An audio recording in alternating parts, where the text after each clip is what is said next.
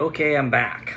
I've completed my 10-part series on the Bible, best Bible study you never had, which was largely a response to the book I wrote many years ago. But I still have a lot more I want to talk about. In that series, I was dropping videos every week. I could not continue to maintain that.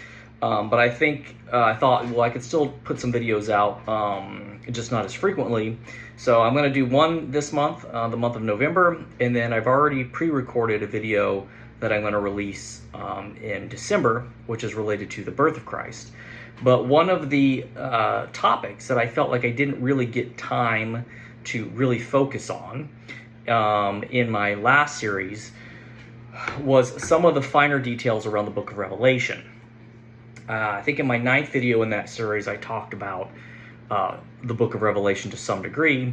Mostly I was just trying to set the stage of how it's a piece of prophetic literature and how it relates to other types of prophetic literature, in the sense that it is often making reference to past events. It's utilizing present events within history, but then it's also looking ahead to future events. So if you haven't watched that video, you can go watch it. But when people who, if you're anyone who grew up in like the 80s, 90s, or early 2000s in America, the USA, you inevitably encountered this sort of idea of a rapture, right? Which claims to come from the book of Revelation. It's become a very popular idea within certain circles within the Christian religion. But it's not something that is well-defined or well-articulated in the Bible itself or in the book of Revelation. And a lot of people get caught up in some of this stuff. I know even like recently there was someone, I don't even know where it was all over the internet, claiming that the rapture was going to happen earlier this year. And there was all these like people out like waiting for the rapture to happen. And of course it didn't happen. And this is the usual sort of thing, which just kind of makes Christianity look silly and weird. But there's actually a lot more going on with this ideology than maybe people think. And there is actually much better answers out there that sort of provide us with a more robust understanding of what Jesus and Paul and John were actually talking about, how that relates to the overarching story arc, and what that means in terms of the end of times and the second coming. And I think that can be broken down in a systematic and functional way. We just have to maybe rethink some of the things that you thought you knew. So before we get started, going down that road and looking into the book of Revelation specifically, it should be clarified that the idea of dispensationalism, okay, and specifically premillennialism, which we'll talk about, is a relatively new idea. It doesn't have a lot of support historically or biblically, but it gained widespread popularity in North America at the turn of the century, okay, so early 1900s, because a man by the name of Cyrus Scofield wrote a Bible, or published a Bible, called the Scofield Reference Bible. Okay, so this is a reference Bible where the creator of the Bible, this man, Cyrus Scofield, would essentially create footnoting and cross-referencing all these different passages. And it was a widely popular Bible. It was released in 1909 initially, and then it went through subsequent reissues over the years. But it's the first study Bible to ever sell over 1 million copies. It became sort of the standard Bible by which all Americans in the 1900s were reading the scriptures. And then, of course, they were looking at these footnotes and they were making these, comparisons and these ideas. And lo and behold, Scofield himself was a dispensationalist and a premillennialist. So he had this idea of this rapture theology, and he incorporated into this study Bible. So a lot of people who were reading the Bible sort of took this at face value as an actual reputable interpretation of the passages in the New Testament, specifically including the book of Revelation. But it's not the case. Just as a sidebar, Cyrus Scofield himself is a man of some curious background, not probably the most reputable resource in many senses of the word. If you want to do a deep dive in him, get on the internet and Google his name, and you'll see some of the strange back history about him as a person. But either way, he sold a lot of Bibles, and he really popularized this idea of dispensationalism and premillennialism. But it wasn't just there. Okay, this became kind of a foundational idea to what we would call sort of Christian fundamentalism. Okay, the fundamentalist movement, which then in turn essentially births what we would call the modern evangelical movement. Okay, all which sort of fall under the umbrella of Protestantism. And throughout that time, this idea of dispensationalism, this idea of premillennialism, would pop back up. Most notably, in more recent history, was the publication of Hal Lindsey's book, The Late Great Planet Earth, which people have probably heard of. This book came out in 1970, and this was Hal Lindsey's sort of magnum opus, where he was sort of looking at dispensationalism, looking at so this premillennialistic worldview that came out of the Scofield Bible, and interpreting current events to claim he thought we were sort of in the end times, and that, you know, this stuff was inevitable. You know, the world was going to end, Jesus was going to come back, all this kind of stuff. And it kind of had this sort of like rapture scare of the 70s. Have a drink of my coffee here a second. There's been lots of rapture scares since the 1909 publication of the Scofield Bible. But this also coincided with sort of the Jesus movement, and sort of this hippie Jesus movement, and sort of that whole thing.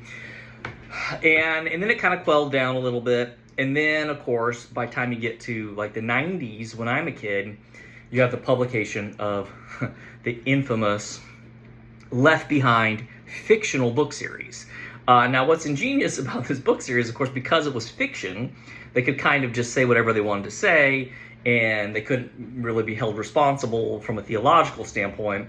And of course, this allowed them to sort of, I don't know, ride on the curtails of sort of dispensational theology, while also making a lot of money on it by selling these things in originally Christian bookstores. But by the time they got a ways into the series, these books were everywhere. And the people who were alive at that time will remember you couldn't go to Walmart or Target without finding these books on the shelf, okay? All of this comes out of dispensationalism and premillennialism. So first of all, we should probably talk very briefly about what those are, and the various different ideologies around, I guess, just sort of the whole millennialist format. And then we're going to explain and break down why that's probably all incorrect, and the evidence that actually is a little bit more robust, better, more anchored in not only the scriptures, but even just the historical research, the historical sources, and things like that, okay? So, just by way of clarification, you have, in terms of millennialists, you have three different forms that they tend to exist in. You have what's called the premillennialists, the postmillennialists, and the amillennialist or amillennialist. That's a really hard word to say over and over again. Anyone who's taken, you know, a Bible class or studied at a Bible college will probably know those terms. They were thrown around all the time, okay? Premillennialism is this idea, based on sort of, again, dispensationalism, that there's going to be 1,000-year reign of tribulation, okay? It's also sometimes called pre-trib, right? And it means this is based off the passages in Revelation that talk about 1,000 years of tribulation, okay? They have a literalistic interpretation of that 1,000 years. That's actually going to be 1,000 years, why it's called millennialist. But they believe, premillennialists, that the followers of Christ who are actively participating in, you know, living the appropriate Christian life, however you want to define that, they will not be subjugated to this tribulation, okay? God, Jesus, actually, will come from the sky, and he will take his people with him, and they will leave. And then the era of tribulation will occur for 1,000 years. Then Jesus will come back, okay? And then the second coming, which is where this gets really confusing, so I'm going to have to break that down. the time when Jesus returns in bodily form, the second time, which is what they tend to refer to as the second coming, is actually the second coming, because he comes first to take his people in the rapture. Okay, this is where this idea of rapture theology comes from. But then he comes the second time to actually bring judgment. Okay, and then this is the judgment of the earth. Okay, and then after that comes and happens, that's when the New Jerusalem emerges, and yada, yada, yada. And the good guys go to heaven and the bad guys go to hell, right? According to this. Okay, so that's essentially what premillennialists believe.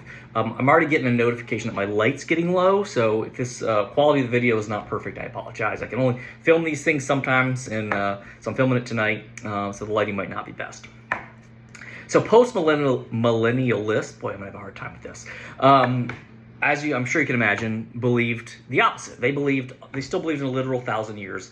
They believed that era has not yet arrived. Okay, it's still very much in the future. It's something that's still to come. But they believe that there won't be any rapture beforehand, meaning that Christians will still be on earth. They'll still experience the tribulation in its full force.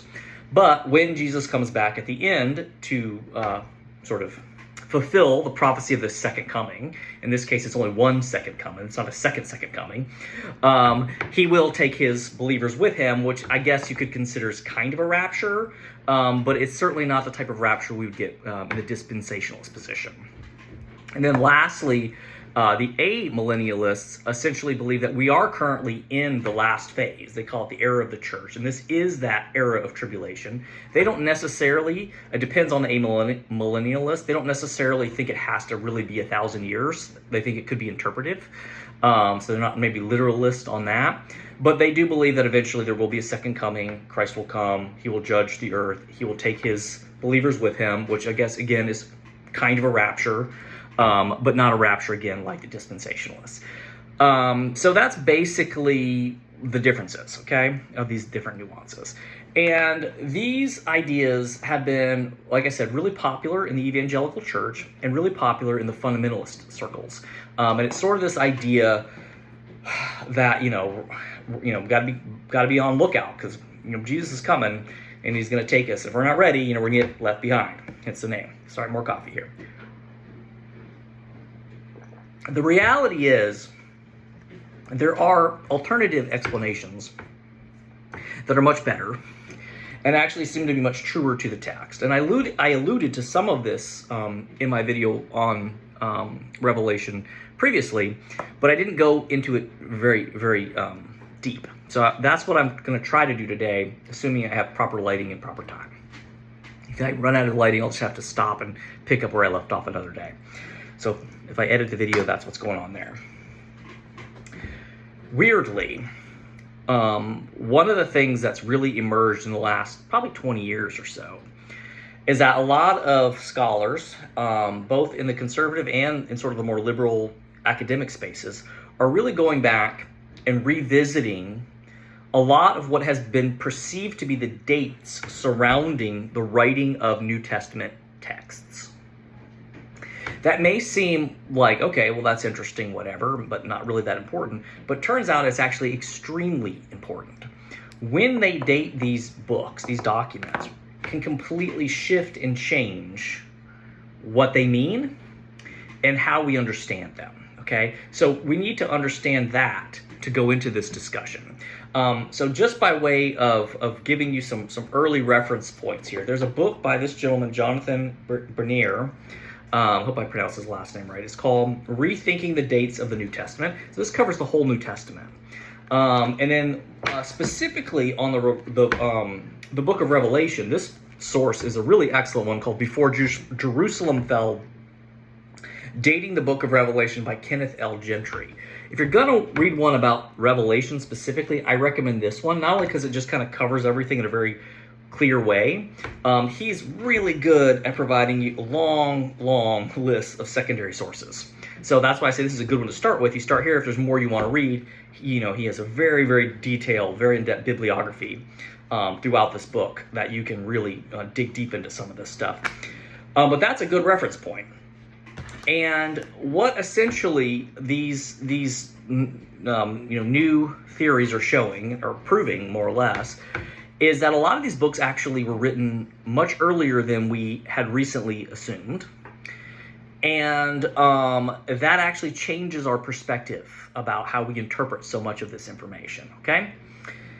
In my video that I'm going to talk about in December, we're also going to talk about rethinking dates. In this case, it's also going back earlier, and for also similar reasons, but I'm not going to go into that too much because I have a whole video on that already, like I said, so just be patient and wait for that video to come out in December.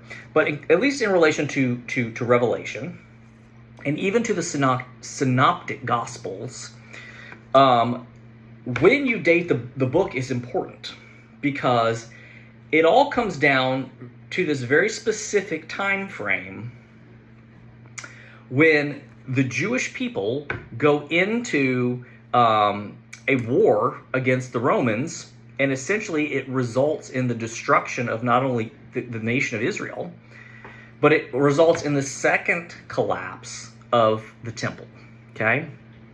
And we know when that happens. It happens in like late 60s AD, like 68, 69, 67, 68, 69 is kind of the era of when all this is happening, okay? Now, why is this significant? Well, okay, it's significant for several reasons. Historically, people believed that the book of Revelation was written after AD 70, okay? Which means it would have been written after these events transpired. They link the writing of this book to the reign of the Caesar Domitian, okay? Emperor Domitian or Caesar Domitian, which is at the very end of the century, around like 90 AD, okay? Now what that would mean is all of that stuff would have already happened, okay? So it couldn't be the things that he's prophesying will happen in the future, okay? However, if you push the dates back, which is now what they're doing, and we'll talk about why and how, and you actually put the book of Revelation in the era of Caesar Nero, which is in the 60s, it changes everything. Now, the passages about the imminence of these tribulations, these events that are going to change the world, these trials, can be reframed in terms of the first century collapse of the nation of Israel, resulting in the destruction of the temple, and eventually the diaspora of the Jewish people, okay? And what scholars have long recognized is that the internal evidence to the book of Revelation, I mean, if you're actually reading the book of Revelation carefully, it seems to very clearly not only be alluding to the city of Rome, okay, and particularly the Roman Empire, which we talked about a little bit in my previous video, but it also seems to be specifically related to the reign of Nero. People picked that up a long time ago. Nero was a notorious emperor who was horrible to everyone, but specifically to Christians, right? This is the man who burned the city down and blamed it on Christians. This is the man who did all kinds of horrendous sacrifices, and he would capture Christians and throw them in the Colosseums and have them being eaten alive by animals, and just a brutal, terrible human. So a lot of people had already recognized that the book of Revelation seemed to correlate to the era of Caesar Nero, but that seemed too early based on the dates. So it was sort of this conflicting problem, okay? But now what's happened is what is emerging. I guess it's been around, but it's becoming a more popular and I would say a better argued and better supported theory, which is not related to these sort of millennialistic viewpoints, and certainly not premillennialism and an idea of a rapture, is I'm going to try to write this out here, preterist, okay, preterist standpoint, which is basically claiming that the writing of the book of Revelation predates the collapse of Israel and the second fall of the temple, okay? And why that's so important is, again, it's going to let us make sense out of all these end time prophecies. Okay, it's actually going to put them in their proper context. Okay, so keep that in mind. Okay, but there's more that we have to unpack. Besides the book of Revelation, we know that, well, Paul, in many of his writings, talks about the imminent coming of Christ, that it's this imminent thing. In fact, in my book that I wrote, I talked about how both Paul and Jesus are very clear that whenever and however the second coming is happening, this era of judgment where the world will be judged is supposed to be happening in their lifetimes, right? Well, that's a problematic idea if you have a late date on these texts, because here we are and, no second coming, no judgment, right? So what happened? Were they wrong? But if you read the Gospels, right, the Synoptic Gospels, Matthew, Mark, and Luke, they all provide what's called the Olivet, depending on your pronunciation, Olivet discourse of Jesus. This is what this discourse is called. And this is the discourse that Jesus of Nazareth has on the Mount of Olives across from the temple, okay, when he's being confronted by his own apostles. Okay, he goes to the temple and they're talking about how beautiful it is, and he says, I can tear down the temple. I will tear down the temple and rebuild it in 3 days. Well, of course, we now in hindsight know that Jesus is making a veiled reference to his death and resurrection, right, where he will rise from the grave in 3 days, and that he is in fact sort of the new temple of God versus the physical temple in Jerusalem. But he also elaborates after that, because the apostles start asking him questions, and they start saying, well, when's it going to happen? And he says, well, there'll be signs. And he lists several of those things. So perhaps it might be beneficial if I very briefly just sort of look at the Olivet Discourse in one of the Synoptic Gospels. I'll just pull up Matthew, because I do think I probably mentioned Matthew later in my little notes here. I gotta find this. I have my contacts in, so sometimes I can't always see good. I might have trouble reading. Hopefully not. Where is it? Probably should have planned this beforehand. Where is it? Okay, well, while I'm talking about, or while I'm looking for this, let me just pause. Oh, wait, here we go. No, that's not it. I'll have to look for it in a minute. Maybe I'll pause it and look for it. Suffice it to say, Jesus says it'll happen in your lifetime also, okay? But then he goes on to say, but, only the Father knows. And then later he even actually talks about a delay, which is interesting. People don't necessarily read the passage on the delay. I think that's actually in Luke. That some of these events may be delayed, yada, yada, yada, okay? But for the sake of this discussion, I don't want to get off the rails too much. I'll try to find this later. Maybe I'll edit it back in after the fact. Because again, I'm running out of light here. You have these conflicting ideas. Internally to the book itself, the material actually seems to relate to the reign of Nero. But externally, the secondary sources closest to when the Bible were written and the most sort of reputable all seem to claim a late date for Revelation. So all of this actually comes back not only to dating of the book, but also to one guy. Interestingly enough, a very prominent figure in Christian history, and that is Irenaeus, the Bishop of Lyons. Okay, Irenaeus provides Christian history with the first sort of secondary source, or first documented account of the book of Revelation. And the thing about Irenaeus is that he was actually, he notes in his book, an associate or friend of the other fellow historical figure, Polycarp. And Polycarp actually claims to have known the Apostle John, okay? Now, just as a side note, both Polycarp and Irenaeus believe that the Apostle John is the same person, and claim is the same person who wrote the Revelation of John. Modern scholars have tried to claim otherwise. This will be an interesting point in a minute, so just keep that in the back of your mind. But there's this passage that comes directly from Irenaeus, who is a reliable resource. And it says this. I'm going to try to read it here.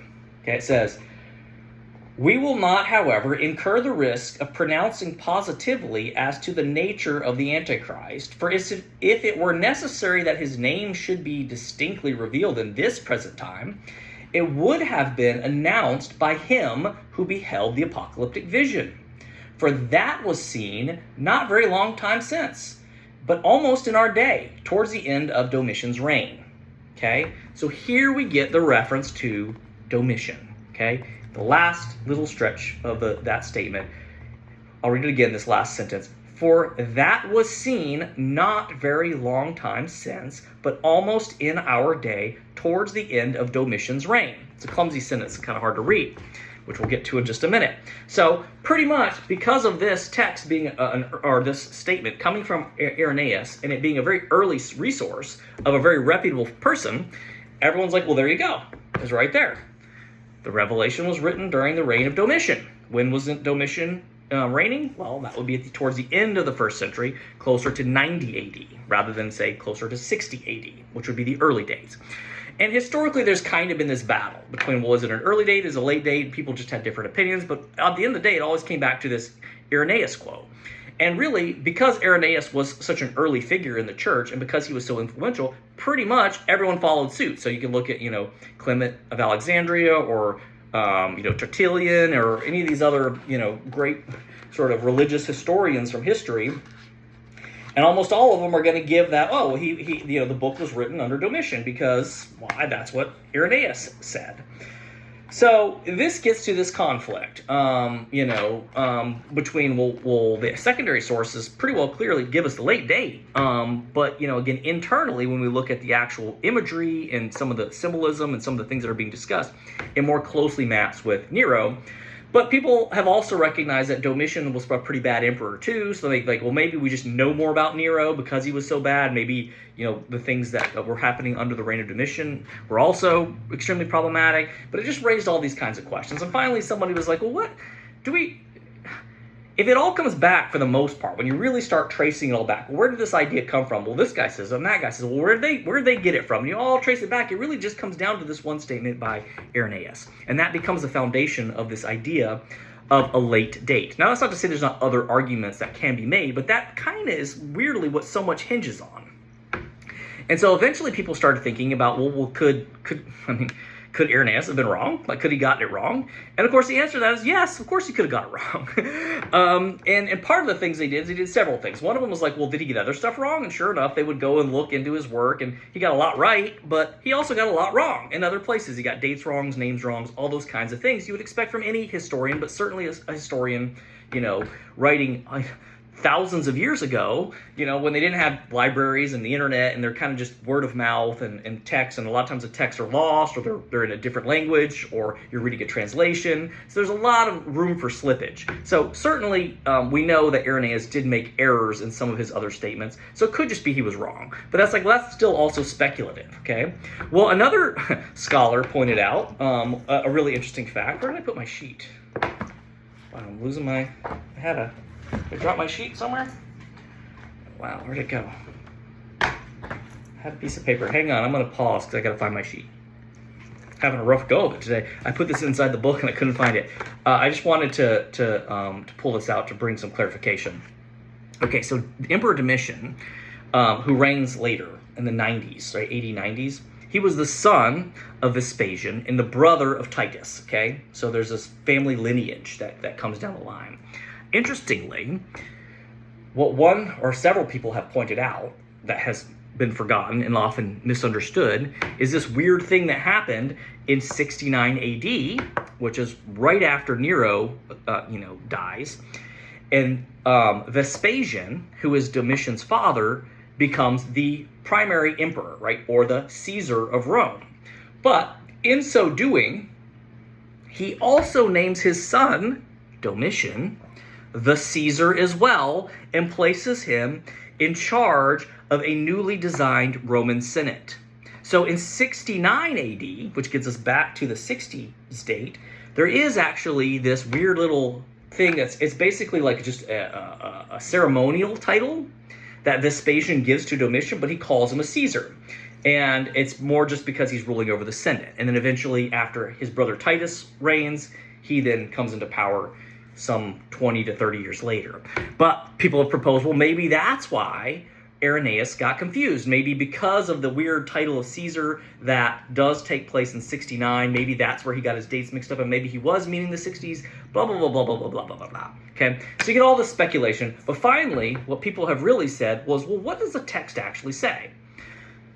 This created some problems, because, of course, what we've always known was the original text would have been written in Greek. Apparently, that's been lost because of whatever, history, fires and tumultuous times. So what we do have is the Latin translations, which carried on throughout Christian history, because after Rome fell and after time, Latin became the more popular language to read in the language that most of the educated elite were reading. So you can think of like the Septuagint versus Jerome's Bible, the Vulgate, and how there's depending on when they occurred, sort of matches what the people who were studying this and reading this spoke and read. So we don't. My understanding, I don't know if we have none of Irenaeus in Greek, or we just have limited. But I guess the understanding that I have, and if I'm saying something wrong here, I apologize. But I know that at least what was available was the Latin version, and that was the more popular version. But when you go back and actually look at this quote, which people who specialize in Greek, ancient Greek languages, which I don't at all, so I go by their expertise, they actually have brought up the fact that a lot of this statement is confusing, okay, in terms of it taking place not long ago in the reign of Domitian, okay? Because the way that it's read when it's been translated, one from Greek to Latin, okay, and then Latin to English, is it sounds pretty clear like what it's saying is that the actual revelation, the actual vision itself was written under Domitian, when in fact, depending on how the verbiage is linked in the original Greek, it could actually be saying that the life of John was not that long ago. He is the author of the book of Revelation. It was during the time of Domitian, meaning actually his lifetime. So what this would mean was not that the vision that John had was actually written in, say, the era of Domitian, but that probably John had lived his life, had been alive on earth, essentially, to meet guys like Polycarp, who knew Irenaeus, all the way up to the time of Domitian's reign. That makes way more sense, not only because it matches the internal evidence to the scriptures, but just from an age dating standpoint, okay? If John was in fact the Apostle John, which is also what Irenaeus and Polycarp claimed to be the case, it creates a problem of age. Because if we figure that these men were probably close to around the same age as Jesus, like in their 30s, at the time of this public ministry, by the time you get to 90 AD, that's 60 years later, this would mean that John the Apostle would have been 90 plus years old. So are we to assume that John was having this vision and also living and actively participating in the church space on this island of Patmos while he's almost 100 years old? Like, that seems kind of far-fetched, which is why a lot of scholars have said, well, then it must have been a different John. Like, maybe that's not John the Apostle, maybe it's just a different guy named John, and there's been different opinions on that. But if it's not that his vision occurred and his life when he was living on the island of Patmos was in 90 AD, which was rather in, like, say, 60 AD, well, now he's much younger. He's 30 years younger. He's maybe in his 60s. And then maybe he still does live to be 90, and then he passes away during the reign of Domitian. So if we go back and look at that passage again, if I can find it again and read it, and you can see how kind of confusing it is. Oh, I think that, I did. I think when I pulled my notes out of there, I lost my place in the book.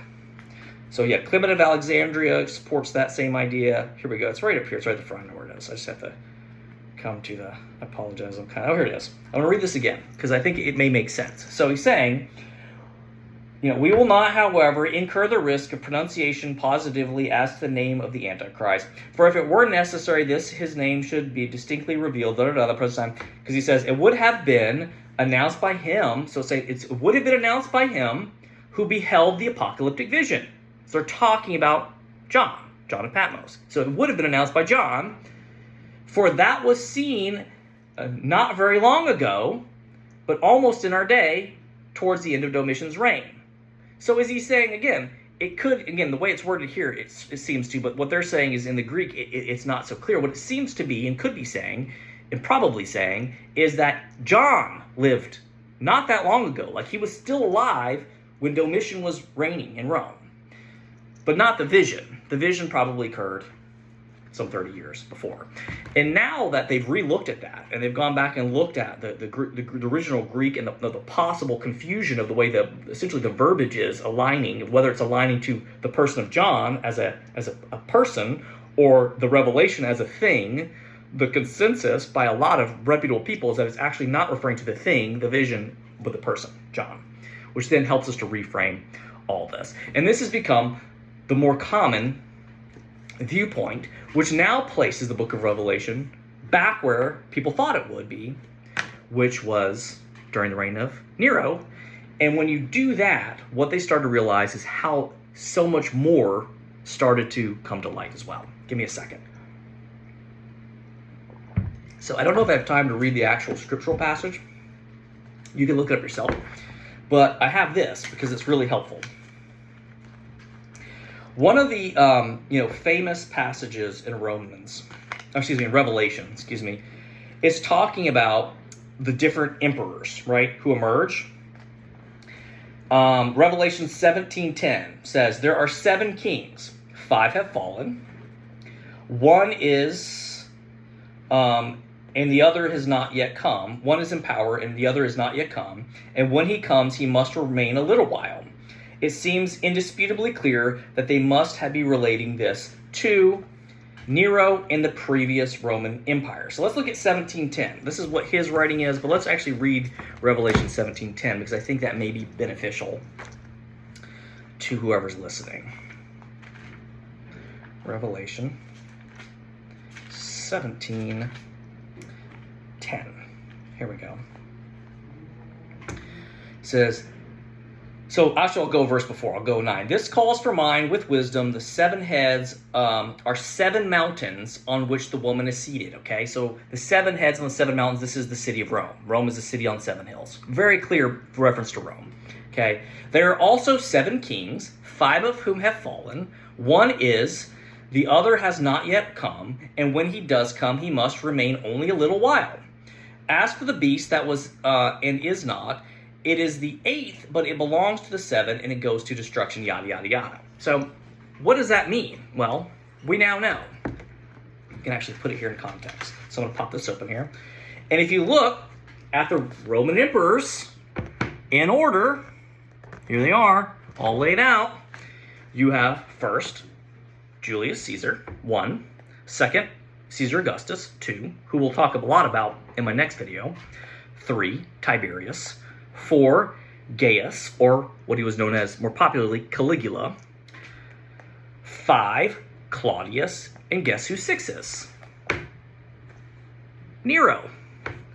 And then you have 7, Galba, who only ruled for how long? A very short period of time, which is exactly what it says. And then you have Otho, then you have Vitellius, and then you eventually have Vespasian, Titus, Domitian, okay?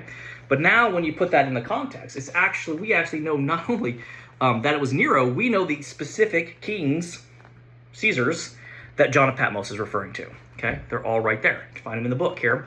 And it's a very clear link to this actual, very specific point in history. Now, what this also does, though, is it creates a completely different interpretation, potentially, of what we might think of as end times theology. Okay? And this is the preterist, or preterist, I don't know how you pronounce it, perspective, okay? And what it is claiming is when you put all of this in the context of a predated book of Revelation that precedes the collapse of the the collapse of the Jewish temple, now the Olivet discourse and the book of Revelation makes sense. Because now when we look at Jesus saying that this is going to be imminent, it's going to happen in your lifetime, it does. It does happen in their lifetime. It happens in, the 60s, right? 68, 67, 69, right around this, when this war takes place. And all of the actual events surrounding the Jewish people fit with the prophecies, not only of Jesus of Nazareth, but also those of Paul, and also those of John of Patmos, who is probably, now we realize, what people always assumed before scholars got involved and started rethinking everything, was the Apostle John, who would have known all this. Okay, well, how so? Well, let's look at this. Okay, now it should be stated that part of the reason we have this problem is because we're looking at, one, things from a hindsight perspective, and two, because we have this idea of these passages being about some type of dispensational end times space, okay? When in fact, that doesn't seem to be the case. You also have to understand that if you go back and read the Bible, the entire Old Testament is about what? The Jewish people and the nation of Israel. This is their world. It's the world of the Israelites. And the world is centered on what? The temple, okay? We know that the temple has fallen before, under Babylonian captivity, and we get prophetic texts just like this in Daniel, okay? Scholars know that the book of Revelation and the book of Daniel have a lot of corollaries. In fact, if you read the book of Revelation, what city does John actually use the name of? He doesn't actually say Rome, but he uses Roman symbolism. The city he uses is Babylon, okay? So Babylon is what? The first city that resulted in the destruction of the temple, and the first city that resulted in captivity and an initial diaspora of the Jewish people. Okay, now what John is predicting is what has not yet come, now based on the dates, but comes very soon, shortly thereafter, which is the next major destruction of Israel, the next major diaspora, and the fall of the temple, which is the end of their world as they knew it. Okay? Some of them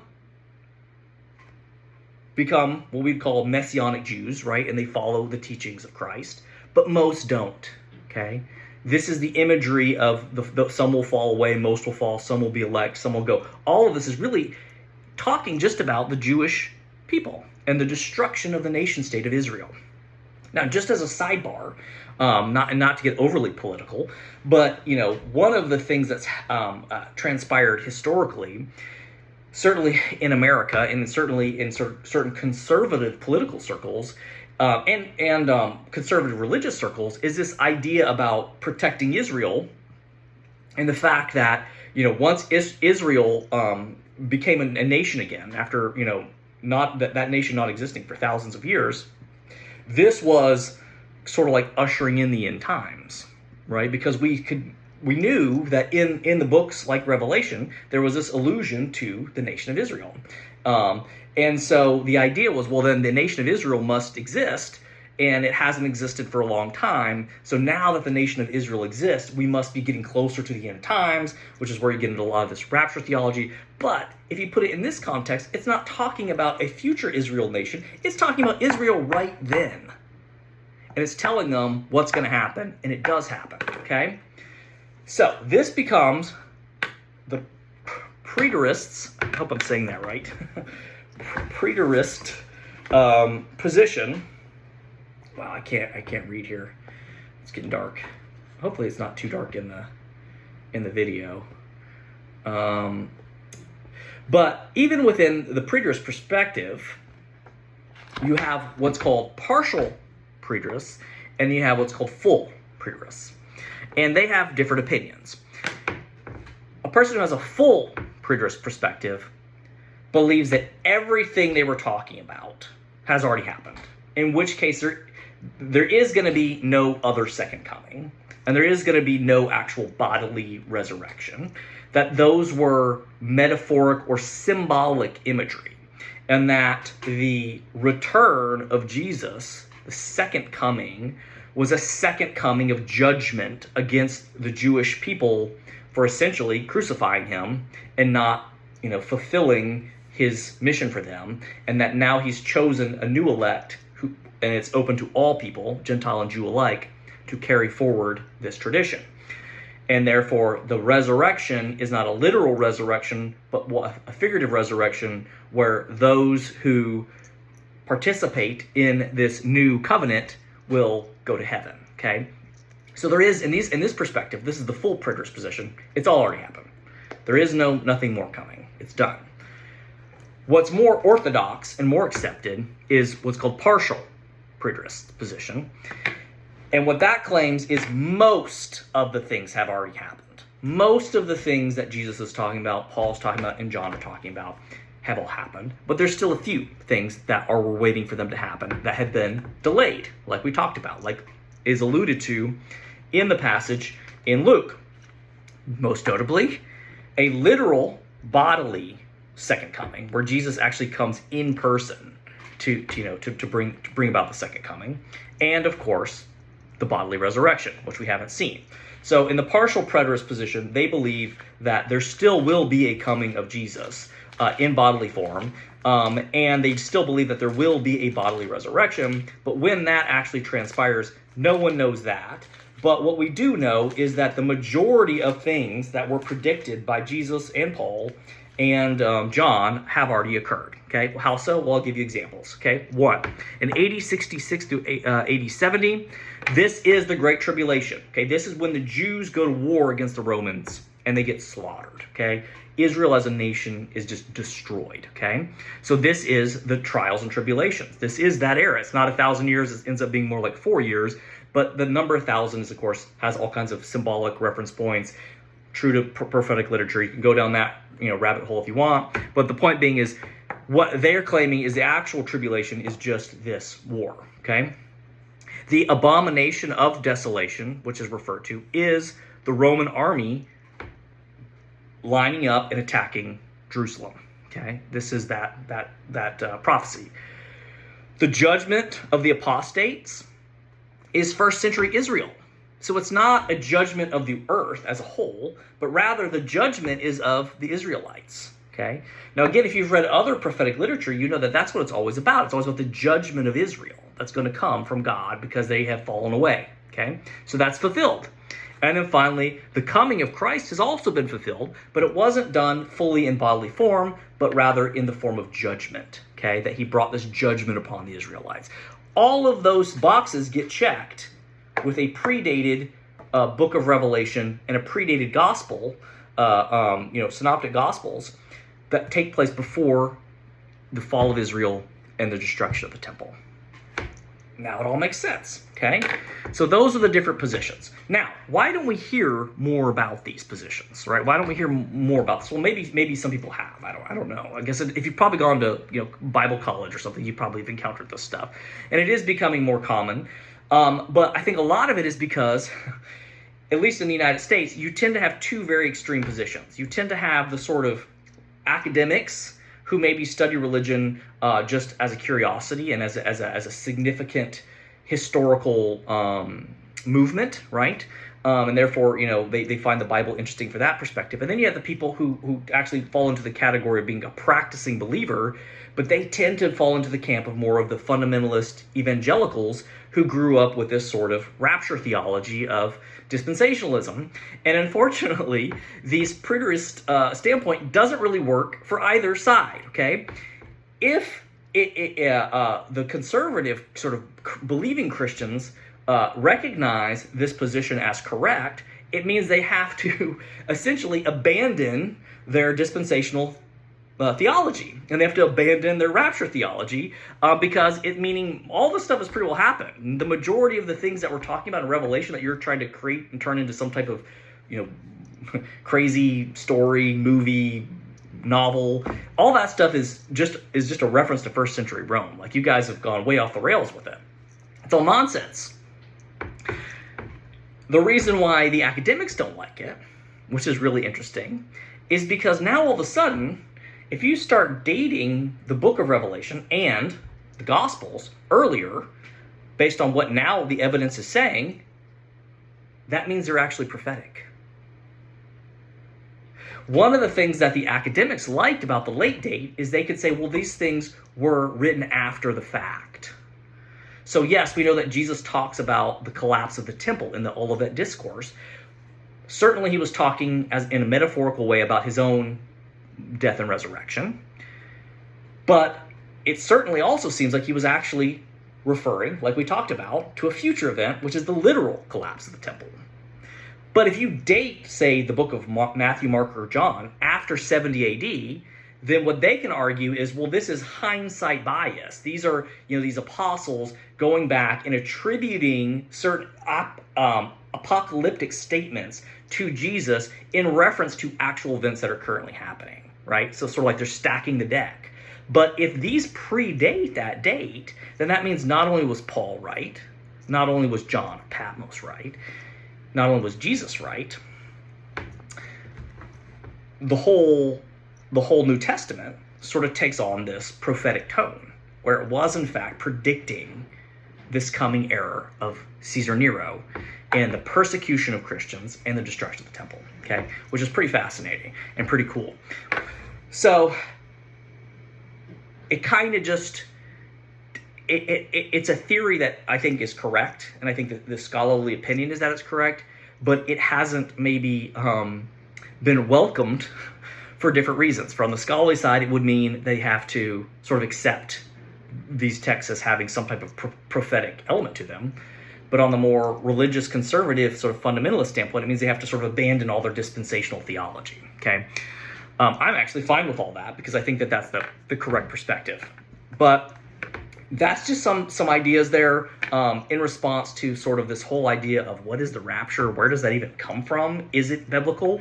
I think the answer is no, it's not biblical. And I think that the correct perspective is that the majority of these things that were being talked about have already occurred, and that's not a bad thing because it actually validates the Olivet Discourse. It actually validates the message of Paul, and it actually validates the revelation of John. Okay, there's a lot more I could say. I'm sure there's stuff I overlooked. Certainly the correlations between the book of Daniel and Revelation are interesting, like I mentioned, because they both are around sort of the collapse of Israel and the fall of the temple. It's hard for us to recognize how devastating that would have been to a first century Jew for the nation of Israel to just be decimated and destroyed, and for the temple to be collapsed and destroyed again for the second time. That is essentially the end of their world, right? That is their tribulation and their trial. But there's also a lot of other weird things, just even in terms of when you go back and read the scriptures. We have to remember that when Jesus is speaking to his apostles, they don't even understand the resurrection yet. Right? So when he's giving them these statements about another coming, some of those statements are actually about the resurrection. When you actually stop and look at it, Jesus actually came, per the text, multiple times. It wasn't just once or twice. He's born, right? So that's the first time he comes. He rises from the dead. So there's the second appearance in bodily form, right? So it could be argued that is actually the second coming, right? He does come back. We didn't know when. He knew 3 days. Then he sends the Holy Spirit. Okay, well, we know from Orthodox theology that the Holy Spirit is part of the triune God. So the Holy Spirit, in some sense, is another form of who Jesus is, in the same way that God sent his son Jesus, and then after Jesus leaves, they leave the Spirit. This is another appearance on earth in some way of God made manifest to humans. So there's that. Okay, then there's God coming in judgment. What we have in the 60s, 80s, with this trials and tribulations of the Israelite nation under Roman captivity. It's not a physical appearance of Jesus, but it seems to be the judgment that he was predicting in the Olivet Discourse. So now that's up to, what are we at, like the fifth appearance of Jesus, or of God, I should say. And then, of course, now whether you're a partial or a full preterist, depends on where you would come out in terms of, is there going to be another final judgment and final visit where Jesus comes in bodily form, or is it all already done? And now we're just moving forward as people of God who have access to his Spirit, which allows us to sort of navigate this space differently than before the arrival of Jesus and the indwelling of the Holy Spirit, okay? So it just depends on, what position within that theology you want to hold. But certainly the idea that these events transpired not only already, but at very specific times under the reign of Caesar Nero specifically. And then the tribulation is in fact the collapse of the Israelite nation. Okay? So again, I could probably say a ton more, but I think I hit all the main points. I don't know, I'll probably go back and watch this later, and maybe I'll be happy with what I did, and maybe I'll be like, oh, Brad, you forgot this and that. So if I do find there's things I missed, I'll probably try to maybe add them back in later. But hopefully that was helpful, and hopefully it put some context into this. Unfortunately, so much of the Christian religion in North America has been inculcated in a lot of this weird fundamentalist theology that unfortunately doesn't even seem to be biblical. And I think that there are better answers. And I think part of the problem that the church has is that it doesn't really have a very robust understanding of the actual academic side of these texts. And in some cases that hurt them because there was counter evidence that seemed to disprove their beliefs. But the flip side of that is sometimes there's counter evidence that actually further proves the validity of the text. And so you just have to kind of discern what you're correct. And usually it's not terribly hard if you do your research, but a lot of people just kind of are afraid to even, I think, open that door because they're not sure what they're going to find. And admittedly, there are a lot of challenging things, right, that come about. Not unlike the challenges I've addressed already with, how do we date these books, and what's supposed to be happening with this Olivet discourse and the claim that this is all supposed to happen and it didn't happen. So was it a failed project? Were they all wrong? Right? Well, now we know. Okay, it's already happened. 68, 69, 80, somewhere around there. John of Patmos probably was the Apostle John.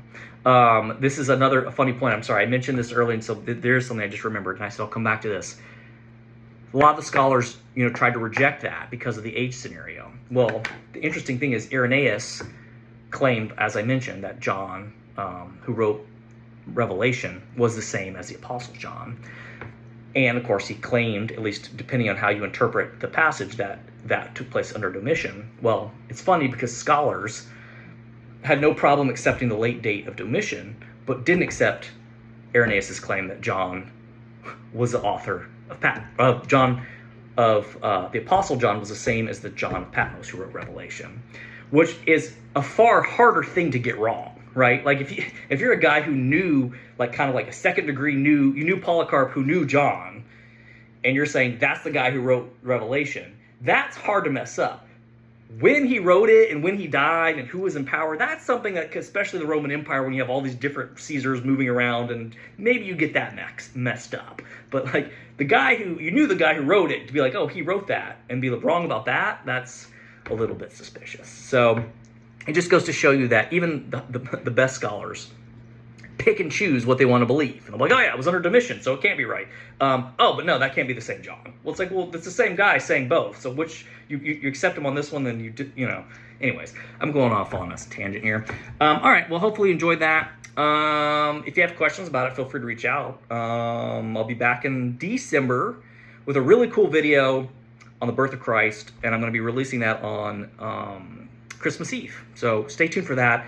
It's going to have some of these same ideas about the importance of dating and how when you start actually getting these dates nailed down better, things really start to come to light. And a lot of the passages in the scripture and even the stories within the scriptures really start to open up in new and exciting ways. So stay tuned for that. Okay, bye.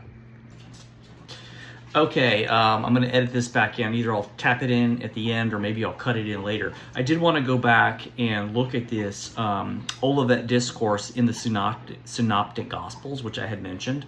I didn't have my glasses, so I went to try to read it, and I was like, yeah, wow, that's going to be rough. So got my glasses on now after the fact.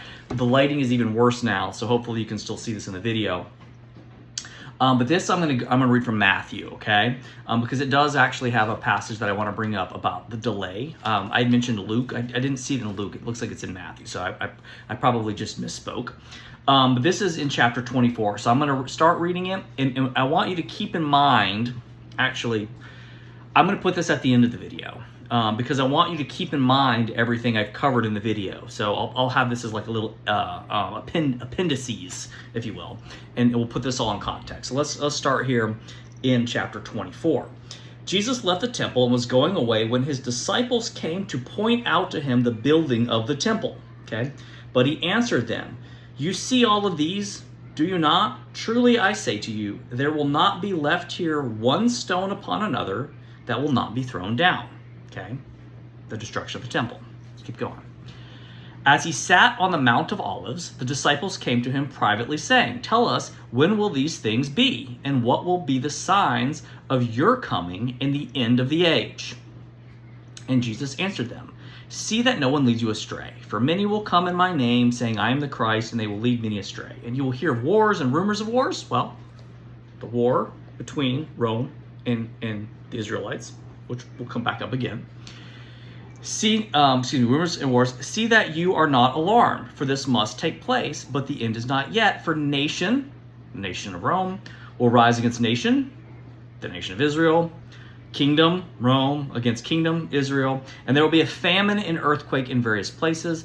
All of these are but the beginning of the birth pains.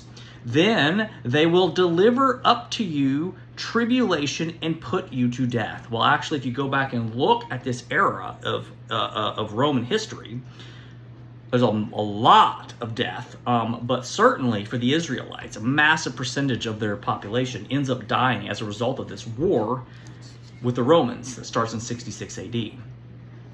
"You will be hated by all the nations for my name's sake, and then many will fall away and betray one another, etc., etc., etc.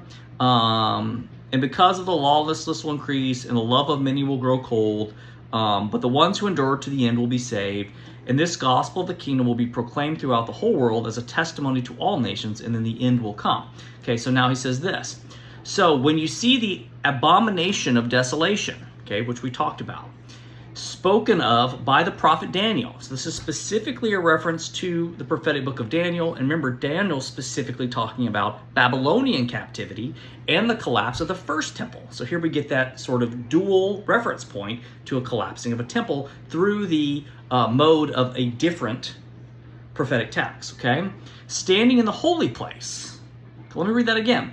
"When you see the abomination of the desolation spoken of by the prophet Daniel standing in the holy place," and then what does it say? Let the reader understand. What is the holy place?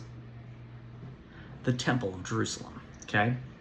"Then let those who are in Judea flee to the mountains." Get out of Israel. It's going down, right? It's going to collapse. Diaspora, okay? So it's all right there. And you can keep reading on from there. And then if you jump over to 36 of the same chapter, this is where we get the well-known quote, "But concerning that day and hour," this is in reference to the coming of the Son of Man, okay? So he's talking about all these trials and tribulations, the things that get utilized by premillennialists to talk about things like the rapture. He's talking about that, and that can clearly be explained through now this first century event of the war between the Romans and the Jews. But then he comes to the coming of the Son of Man, which is actually the second coming, right, per tradition. And he says, "But concerning that day and hour, no one knows, and not even the angels of heaven, nor the Son of Man, but only the Father." And if you go up to verse 44, "Therefore you also must be ready, for the Son of Man is coming at an hour you do not expect." So these are seem to be two different events. It seems to be the tribulations and the abominations and all this death and destruction, that's imminent. That's going to be happening in your lifetime. But now when it comes to when the Son of Man returns, it's a little bit more opaque, let's say. We know that the judgment comes, and some people consider that an act of God, which it is in the text. But there also seems to be this other coming, which would then correlate to the partial preterist position, which I talked about. So now look at the example he gives here. It's about a servant waiting for his master. And listen to the language. Okay, again, this is now 45 through 50, which brings us to the end of the chapter 24. And it says, who then is the faithful and wise servant? So he's giving a comparison between two servants. There's a faithful and wise servant versus a servant who's not faithful or wise. It says, whom his master has set over his household to give them their food at the proper time. So this is the servant's, the servant's job is to sort of feed and take care of the household, like the people of God, the church, right? Okay. Blessed is a servant whom his master will find so doing when he comes. So the blessed servant is a servant who will be essentially feeding the flock when the master shows up. Okay? But then it goes on to say this. Truly, I say to you, he will set him over all of his possessions. But if the wicked servant says to himself, my master is delayed, and begins to beat his fellow servants, and eats and drinks with drunkards, the master of the servants will come on a day when he does not expect him, and in an hour he does not know, and will cut him into pieces and put him with the hypocrites in that place where there's weeping and gnashing of teeth. So now he's saying, in the case of this other servant, the one who was not feeding the flock because the coming of the master was delayed, he will be punished. So there's even already this illusion that this event could be delayed. Think about that. All right.